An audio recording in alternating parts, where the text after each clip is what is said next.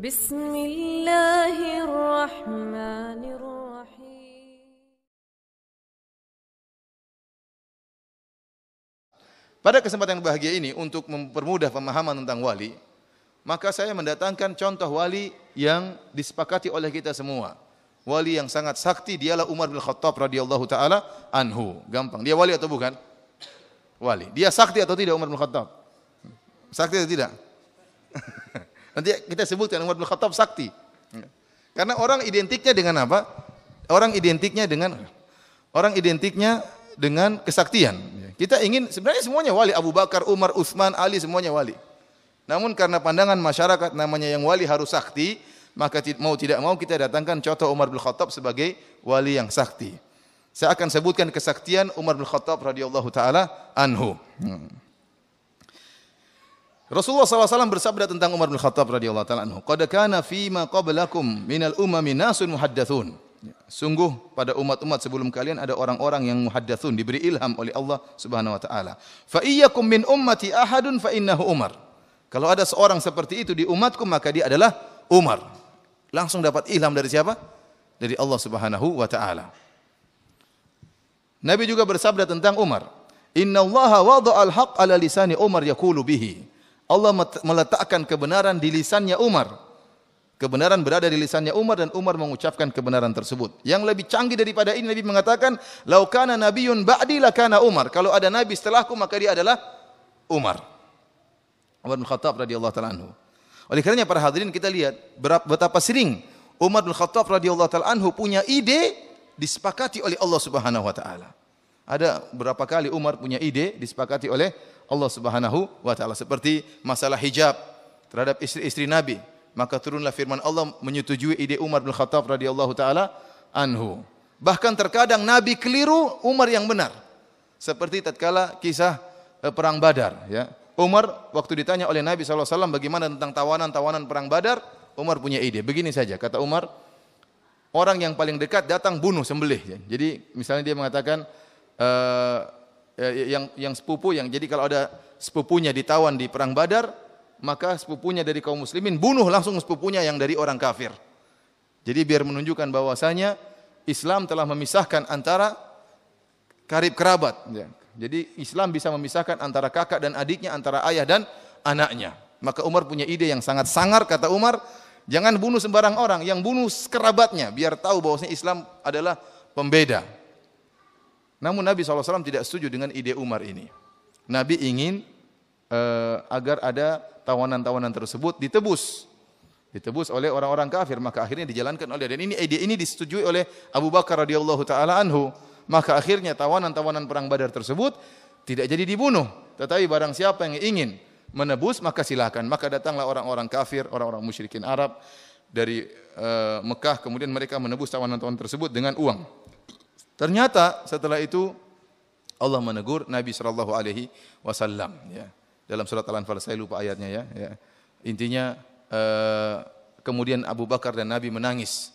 Ya, Nabi SAW menangis dan Abu Bakar radhiyallahu taala menangis.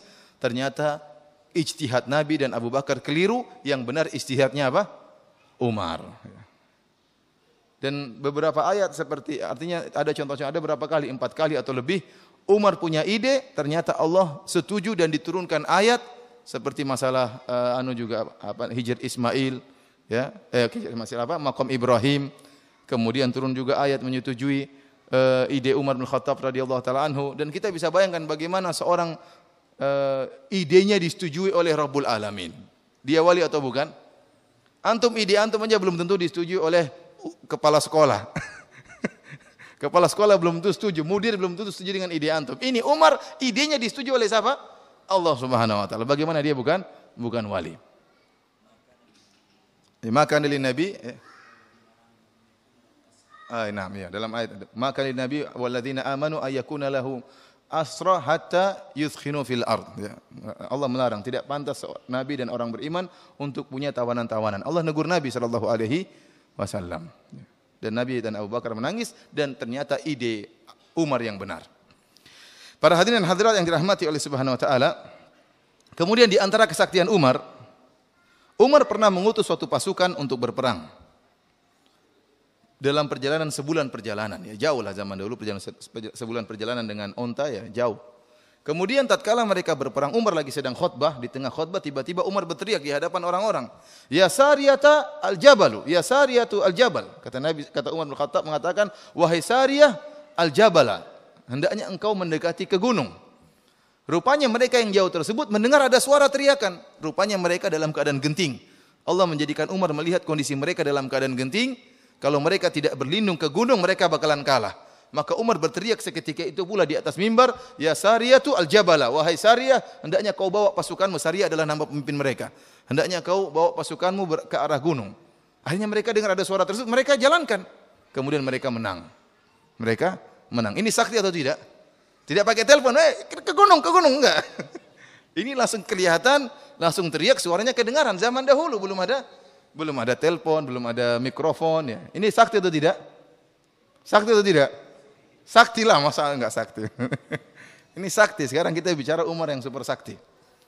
Kemudian di antara kesaktian Umar, ya, beliau ini bukan cuma ditakuti oleh orang kafir. Umar jelas ditakuti oleh orang kafir. Kata siapa namanya? Ibnu Mas'ud, ya. Beliau mengatakan, "Mazilna a'izza mundu aslama Umar."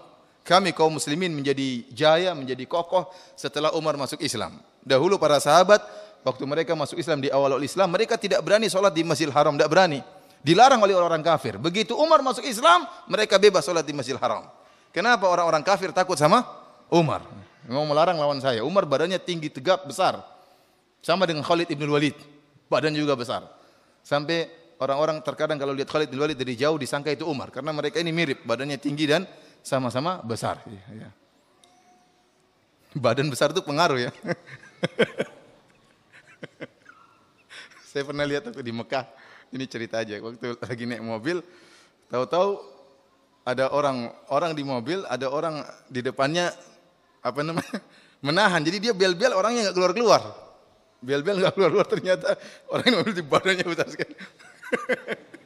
Kalau badannya gede dia takut, langsung pergi ya. Dikira yang supir di belakang badannya kecil. Ternyata begitu keluar, wow badannya gede, langsung ya udah, afwan. Kalau kecil mungkin diomelin, tapi enggak berani. Jadi Umar badannya besar dan besarnya badan pengaruh membuat orang-orang kafir takut. Ternyata Umar bukan cuma ditakuti oleh manusia, setan-setan pun takut. Kata Nabi SAW, "Ya Ibnul Khattab, wahai Ibnul Khattab, walladzi nafsi biyadihi, demi Allah yang jiwaku berada di tangannya. Malaqiyaka syaitanu qad salikan fajjan illa salaka fajjan ghairu fajjik." Kata Nabi SAW, tidak satu setan pun yang melihat kau menempuh satu jalan, kecuali setan akan lari cari jalan yang lain. Kalau kita setan ingin dekati kita, kita goda itu si fulan tuh goda. Setan pada mendekat ingin goda. Ini Umar setan kabur semua. Sakti atau tidak? Ya akhi, sakti. Ada orang kemasukan, Umar datang lari jinnya semua. Makanya kalau ada orang kemasukan sihir, santet, enggak usah baca-baca, datang Umar, setan kabur semua, sembuh langsung. Kenapa? Setan takut sama Umar. Ini saktinya luar biasa, ya. Sementara kalau kita setan bukan takut, setan malah mendekat, ingin menggoda. Oleh karenanya para hadirin rahmatillah subhanahu wa taala, maka tidak diragukan bahwasanya Umar bin Khattab radhiyallahu taala adalah salah satu sosok yang sakti yang hidup di zaman Nabi sallallahu alaihi wasallam dengan tazkiyah dan rekomendasi dari Nabi sallallahu alaihi wasallam.